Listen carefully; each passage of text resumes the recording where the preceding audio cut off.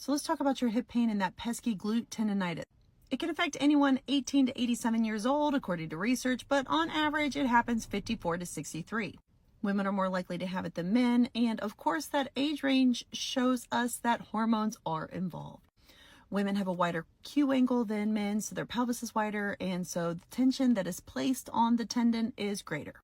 So let's take a look at this article that is exercise-based interventions for glute tendinopathy.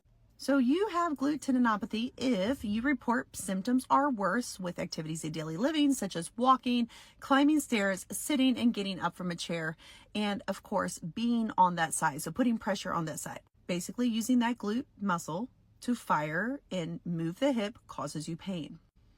And it can come on slow, but it can also come on very fast. I have had women walk into Target fine and leave Target limping, barely able to walk.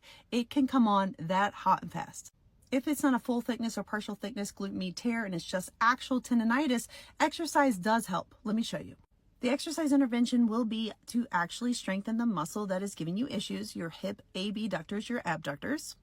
The way we heal tendonitis in people who are not young athletes is not so much plyometrics, but more eccentric strengthening. Now here's something that I know and I want you to understand. Don't be afraid to move your hip.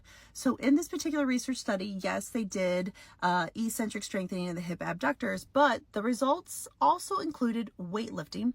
And so they want you to know that strengthening is very, very important. And the resistance exercises helps. And it is possible that you are going to feel more confident and strong and less worried about your pain and less catastrophizing thoughts.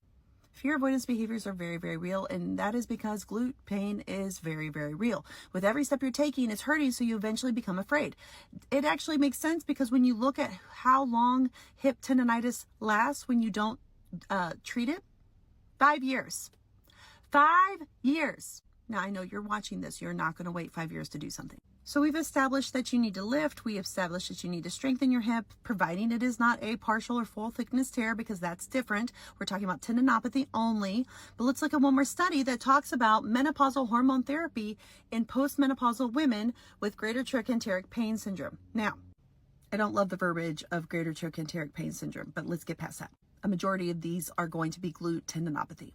So this study states a positive association between high estrogen levels and tendon health may exist, and postmenopausal women have reduced estrogen. Menopausal hormone therapy may reduce the incidence of tendon abnormality, particularly when combined with exercise.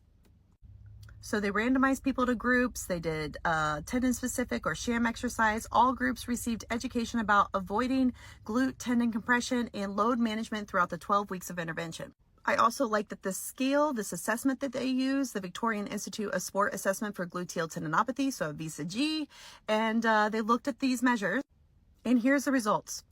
The hormone therapy group with exercise and education had a significantly better VISA-G outcome. So menopause hormone therapy combined with placebo or tendon-specific or sham exercises plus education reduced pain.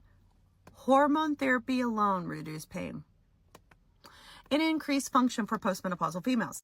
So a targeted exercise or sham exercise strategy is effective when prescribed with education about avoiding gluteal tendon compression and load management.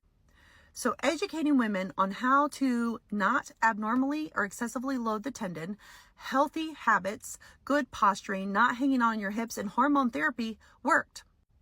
So I've shown you 2 articles, one that shows hormones work, one that shows education works, one that shows exercise works, whether it is resistance training or specific. And I want you to take these 2 articles together and say, what I do matters. Your hormones matter. Your activities of daily living and the habits you do during the day. So stop hanging out on that one leg. Strengthening matters. Everything that you do matters. So you can make change.